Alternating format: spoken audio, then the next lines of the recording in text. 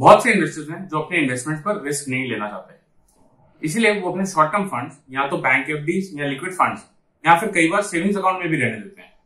इन investments पर कमाए गए इंटरेस्ट 30% के हिसाब से टैक्स होते हैं शॉर्ट टर्म में। आज हम एक ऐसे प्रोडक्ट की बात करेंगे जो कि लिक्विड फंड के करीब करीब का रिटर्न देते हैं और उसके साथ साथ ये सेफ भी हैं और डेट फंड इन्वेस्टमेंट से एक बेटर टैक्स ब्रैकेट में आते हैं, दोनों शॉर्ट टर्म और लॉन्ग टर्म में। आज हम बात करेंगे आर्बिट्राज फंड्स की। मैं हूं गौरव सेठ और आप देख रहे हैं सेट फंड्स। आज के इस वीडियो में हम आर्बिट्राज फंड्स के ये फीचर्स कवर करेंगे। नंबर 1, आर्बिट्राज फंड्स होते क्या है। नंबर 2, एक एग्जांपल के साथ हम समझेंगे कि ये काम कैसे करते हैं। नंबर 3, आर्बिट्राज फंड्स का रिस्क क्या है। नंबर 4, आर्बिट्राज फंड्स पर टैक्स रेट्स क्या है। एंड नंबर 5, आर्बिट्राज फंड्स में किसे इन्वेस्ट करना चाहिए। आर्बिट्राज फंड्स हाइब्रिड कैटेगरी के अंडर फॉल करते हैं। ये अपने पोर्टफोलियो का कम से कम 65% इक्विटी या इक्विटी रिलेटेड इंस्ट्रूमेंट्स में ही लगाते हैं। The balance amount is invested in either high quality fixed income instruments या फिर कैश इक्विवेलेंट्स में। इसके कारण इन फंड्स को टैक्स पर्पसेस के लिए इक्विटी में गिना जाता है और इसके एडवांटेजेस के बारे में हम आपको कुछ ही देर में बताएंगे। लेकिन अब ये समझते हैं कि ये आर्बिट्राज फंड्स काम कैसे करते हैं। आर्बिट्राज फंड्स का काम है कि जो प्राइस डिफरेंस है between the spot market and the futures market उसको कैप्चर करना। जब किसी शेयर के फ्यूचर्स प्राइसेस उसके स्पॉट प्राइसेस से ज्यादा हो तो फंड हाउस स्पॉट मार्केट में उस शेयर को खरीद सकती है और उसके फ्यूचर्स बेच सकती है। इसके कारण परचेज प्राइस और सेल प्राइस उस शेयर की पहले से ही लॉक इन हो जाती है।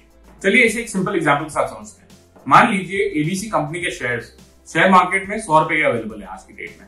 इसी कंपनी के फ्यूचर्स अगली डिलीवरी के लिए 102 रुपए में अवेलेबल है। तो फंड मैनेजर कैश मार्केट में 100 रुपए के ये शेयर खरीद लेगा और साइमल्टेनियसली फ्यूचर्स मार्केट में 102 रुपए के सेम अमाउंट ऑफ शेयर्स बेच देगा। अब मान लीजिए एक्सपायरी के दिन एबीसी के शेयर्स की वैल्यू 105 रुपए हो जाती है।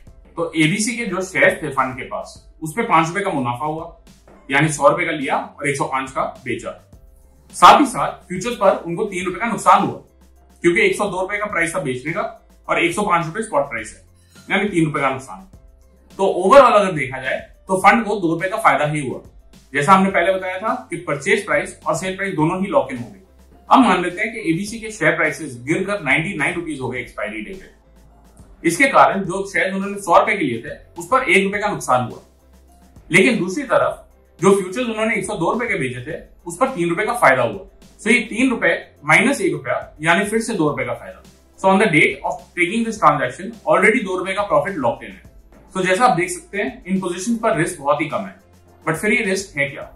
आर्बिट्राज फंड में एक मेजर रिस्क है, वो ये है कि इसमें कोई रिटर्न फिक्स नहीं है।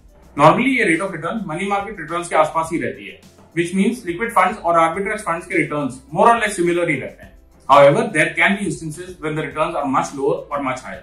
Higher तो तब होता है जब volatility बहुत ज्यादा हो और futures prices spot prices से काफी ज्यादा हो। पर in some instances ये rate of return बहुत कम भी हो सकता है, like we've seen very recently in June 2020। मई के महीने में इन्वेस्टर्स काफी रिस्क अवर्स हो गए थे, जिसके कारण आर्बिट्राज फंड्स को काफी इनफ्लो मिला। इसके कारण आर्बिट्राज फंड जैसे जैसे इन प्राइस डिफरेंशियल का फायदा उठाती गई, ये प्राइस डिफरेंशियल और भी कम होता गया। फ्यूचर्स प्राइसेस स्पॉट प्राइसेस के काफी करीब आ गए थे। In fact in a lot of cases the futures prices were lower than the spot prices. अब बात करते हैं आर्बिट्राज फंड्स के सबसे अट्रैक्टिव फीचर के बारे में, टैक्स रेट्स। हमने जैसे स्टार्टिंग में बताया था, arbitrage funds are categorised as equity funds for tax purposes. तो अगर हम इन फंड्स को परचेज के 1 साल के अंदर अंदर बेच देते हैं तो इस पर short term capital gains tax लगता है, यानी 15% का टैक्स।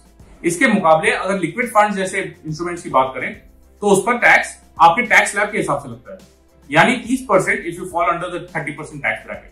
अगर 1 साल से 3 साल की बात करें तो आर्बिट्राज फंड्स में टैक्स रेट लॉन्ग टर्म के हिसाब से लगता है, यानी एट 10%, वो भी अगर आपकी total income for the financial year from long term capital gains is more than 1 lakh.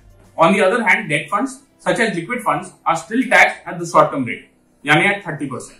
अगर इन्वेस्टमेंट 3 साल से ज्यादा की हो तो आर्बिट्राज फंड्स पर तो long term capital gain tax ही लगेगा, यानी 10% over ₹1 lakh in a financial year. But इस केस में लिक्विड फंड पर लगने वाला टैक्स गिरकर 20% पर आ जाता है और इस पर इंडेक्सेशन के बेनिफिट भी मिलते हैं।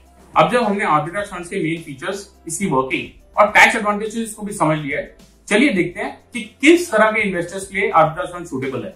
कोई भी इन्वेस्टर जो 30% टैक्स ब्रैकेट में आता हो और एक बहुत ही सेफ इन्वेस्टमेंट 3 महीने से 1 साल तक करना चाहता हो, उनके लिए ये बहुत ही अच्छा ऑप्शन है। 1 साल से 3 साल के इन्वेस्टमेंट के लिए भी एक अच्छा ऑप्शन हो सकता है, बट जैसे जैसे आपकी इन्वेस्टमेंट होराइजन बढ़ती चली जाती है, दूसरे हाइब्रिड फंड्स भी अट्रैक्टिव लगने लगते हैं।